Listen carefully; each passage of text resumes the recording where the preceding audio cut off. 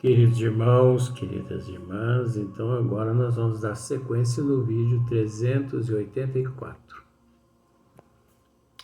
Ensaio teórico sobre as aparições, capítulo 6 das manifestações visuais. Então Kardec aqui está explicando, eu vou usar esse termo assim, uma das formas como os médios videntes veem os espíritos, né? Uma das formas, porque não podemos generalizar devido à desigualdade. Então, os espíritos, né? Ele se aproxima de uma pessoa a lhe insuflar ideias, né? A influenciá-la, a consolá-la. Então, eles podem, os espíritos, o médium vidente, ele vê os espíritos assim, aproximar-se de um encarnado, a inspirá-la para alguma coisa positiva. Se não espírito positivo, é lógico que eles inspiram as pessoas às coisas que não prestam. E com todo respeito, nós sabemos que não vamos dizer assim que a categoria no mundo de provas e expiações, a categoria de espíritos inferiores são maiores, porque isso é relativo, mas que a humanidade é muito mais propensa às coisas que não prestam que coisas que prestam. Isso nós sabemos, devido à nossa categoria, né? Devido à nossa evolução, devido à nossa categoria de espíritos no planeta de provas e expiações. Então, uns 70%, 75% da humanidade é mais propensos ao mal, às coisas contrárias, né? As coisas ruins, que as coisas positivas. Então, os espíritos, aqueles encarnados de péssima qualidade moral, eles as inspiram, né? E assim vice-versa. A categoria dos bons, a escarnecê-la. Se são malignos, a se mostrar triste ou satisfeitos com os resultados que logram. Numa palavra, constitui como que o forro do mundo corpóreo. Tal é esse mundo oculto que nos cerca, né? Tal é esse mundo oculto que nos cerca. Esse mundo oculto que nos cerca é o mundo espiritual. É a erraticidade, né? Que esse mundo espiritual, ele nos é oculto, assim, tanto quanto o mundo microscópico, né? Então, para que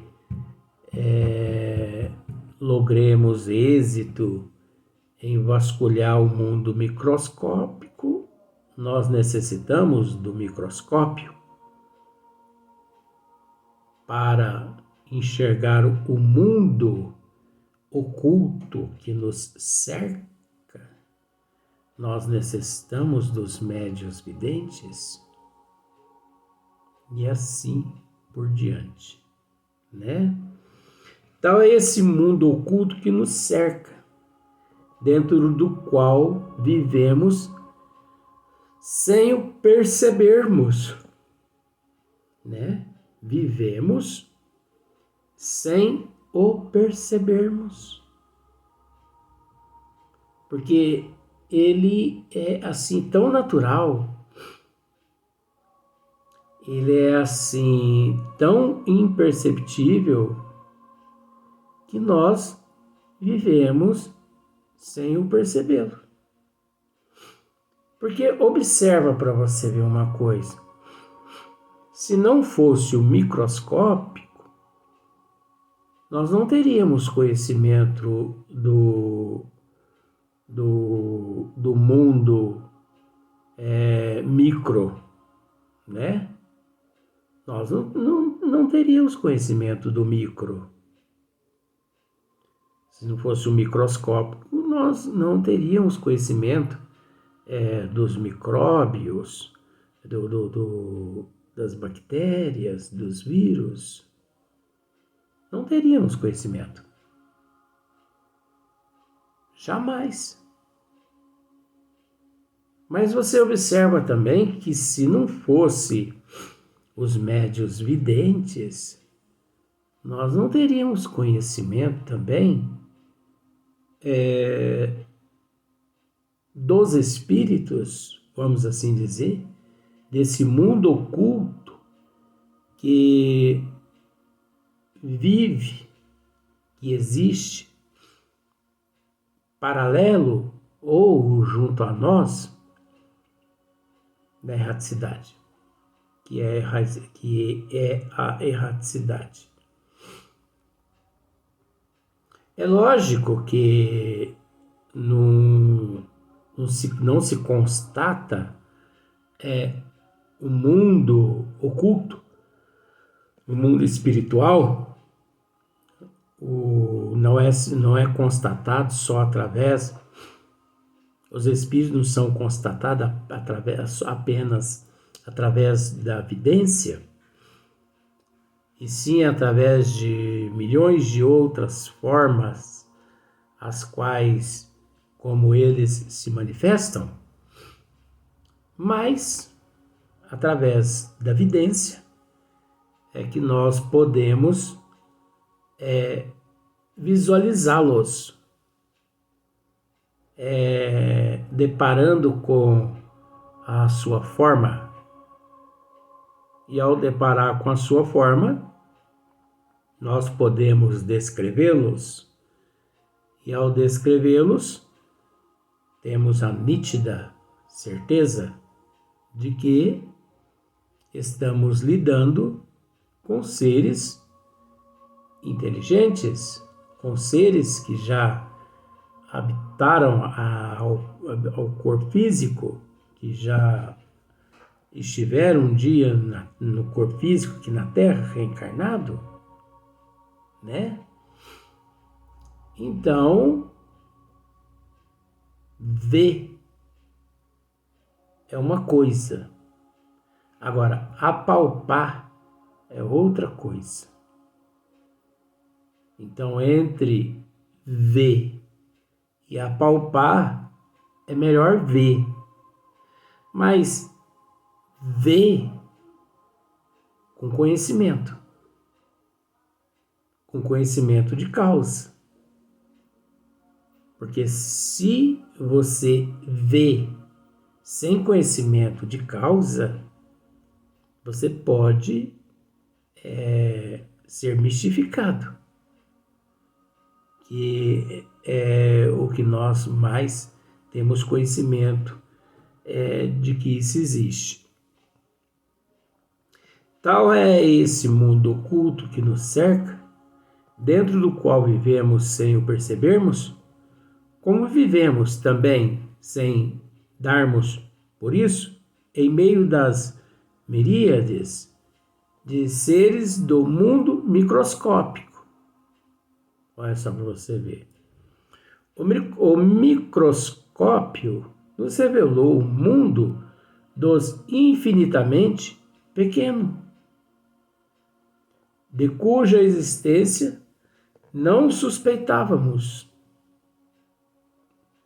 Quem imaginava, quem suspeitava do mundo infinitamente pequeno, né? Antes do microscópio.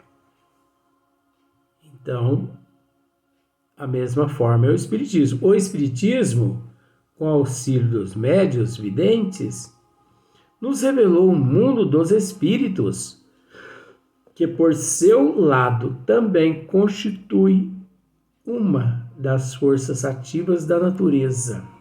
Que por seu lado também constitui uma das forças ativas da natureza. Faz parte da natureza divina, faz parte dos desígnios do Criador, é lei irrevogável, né? Então, nós temos que entender essas coisas. Com o concurso dos médiuns videntes, possível nos foi estudar o mundo invisível, né? Então, olha só para você ver. Com o concurso dos médiuns videntes, possível nos foi estudar o mundo invisível. Conhecer-lhes os costumes, como um povo de cegos poderia estudar o mundo visível com auxílio de alguns homens que gozassem da faculdade de ver, né? Então, veja-se adiante no capítulo referente aos médiuns, o parágrafo que trata dos médiuns videntes. Então, observemos aqui,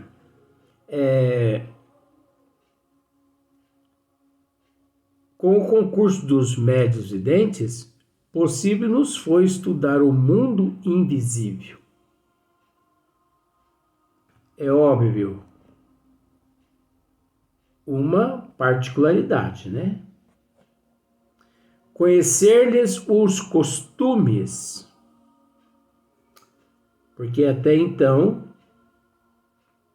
os espíritos, eles, através dos médiuns psicofônicos, eles se manifestam, eles auto se descrevem, mas o médium vidente é que de fato ali pode descrever a forma, os minuciosos detalhes que trazem aqueles seres que ocultos, né? Que na erraticidade se encontram.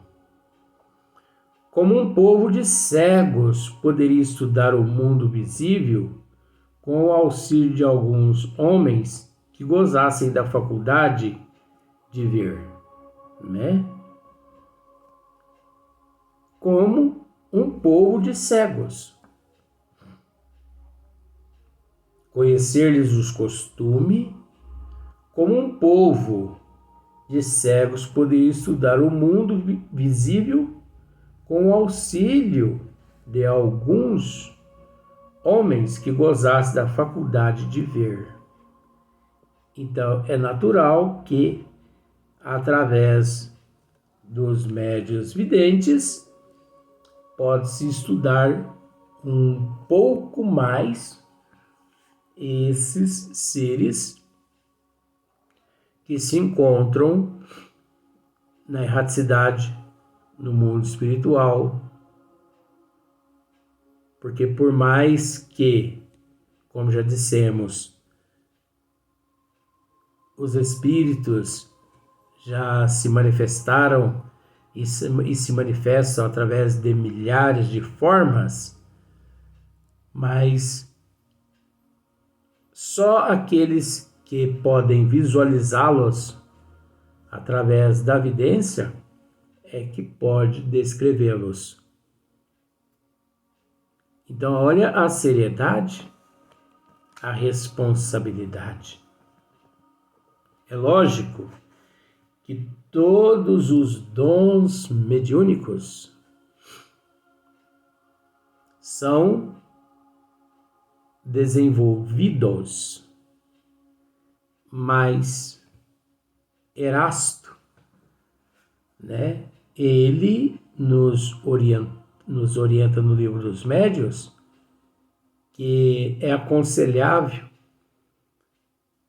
que deixemos que esses dons se manifeste naturalmente, não havendo necessidade de provocá-los, de excitá-los. Não há necessidade. Porque tudo que você excita, tudo que você provoca, como nós já dissemos, o botão de rosa, se você não tem paciência que as pétalas se abram naturalmente, você pode quebrar todas as pétalas daquele botão de rosa. Mas se você espera algum tempo, daí alguns dias, aquele botão se abre naturalmente e as pétalas todas ali impecáveis. Mas para isto é preciso bastante estudo, seriedade, responsabilidade. O que pouco temos visto, principalmente nos espíritas.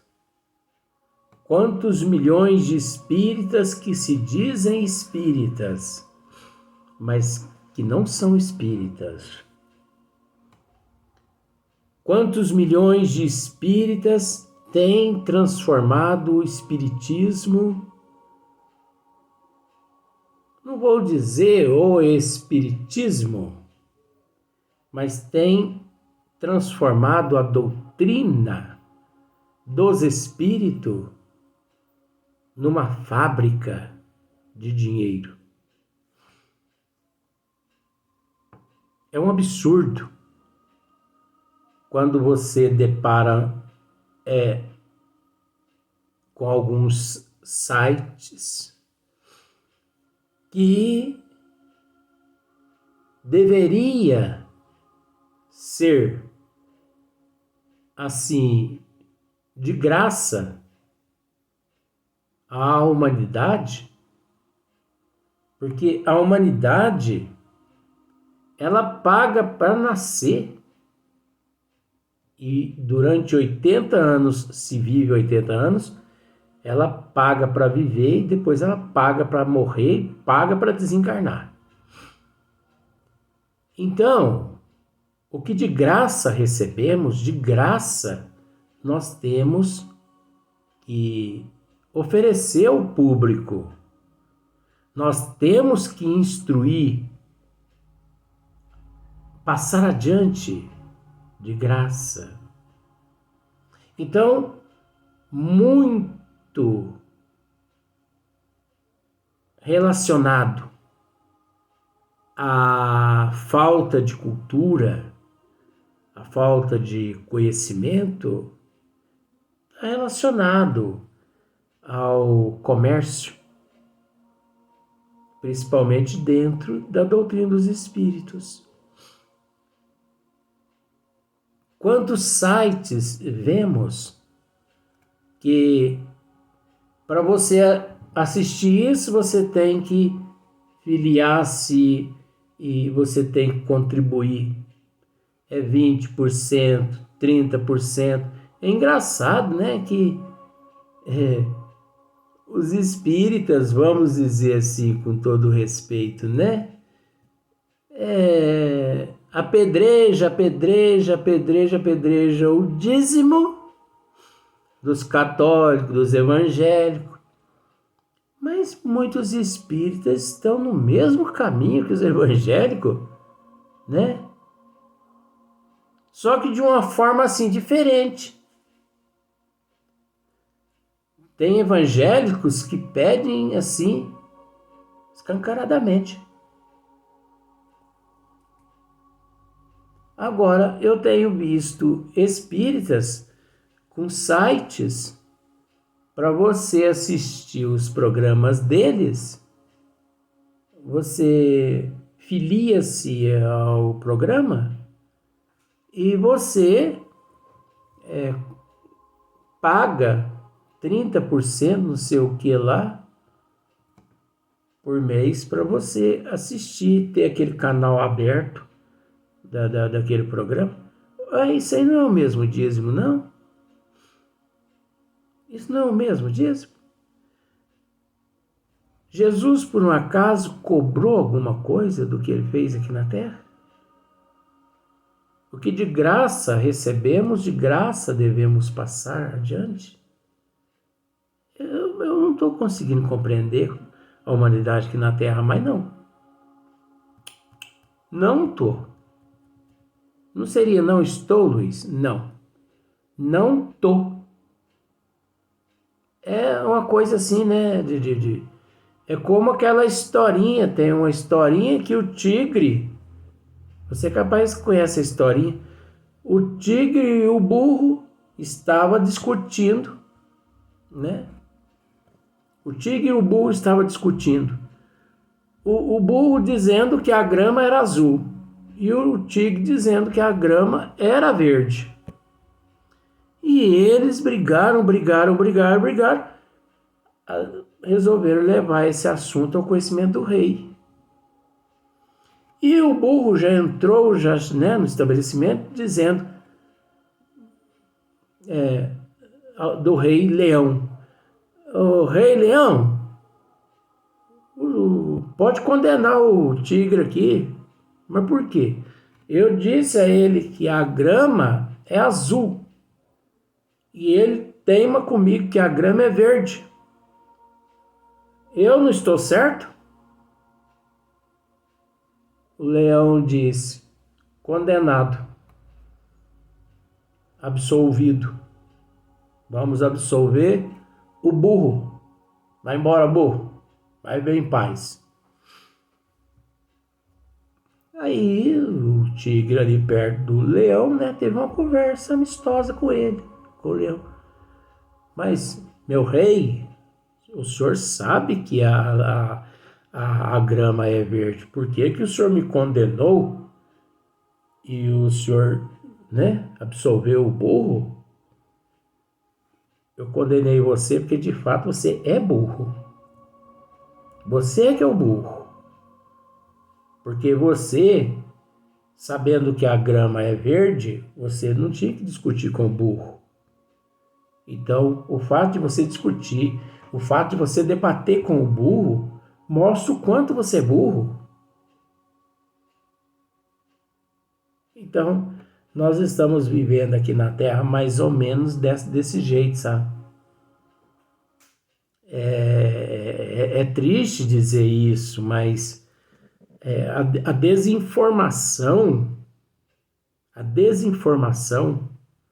do espiritismo deve-se 100% ao espírita, que se diz espírita, mas não tem feito por merecer. Porque quem tem que divulgar o catolicismo? Não é o católico? Beleza. Quem tem que divulgar o evangélico? Não são os evangélicos que divulgam, né, as obras deles? Quem tem que divulgar o espiritismo? Não são os espíritas? Agora, eu te pergunto, os espíritas, verdadeiramente espíritas, estão fazendo o quê? Os espíritas verdadeiramente espíritas estão agindo como hipócritas. Estão agindo como antagonistas. Todo mundo ali covardes, calados, omissos. Nada melhor que o tempo para resolver esses problemas, meus irmãos. Engraçado que espírita tem um costume assim, muito falso, de chamar uns aos outros de meus irmãozinhos, minhas irmãzinhas, na casa espírita. Mas vai ver em casa como que aquele bicho se comporta. É complicado, né, gente? Então vamos para o próximo vídeo.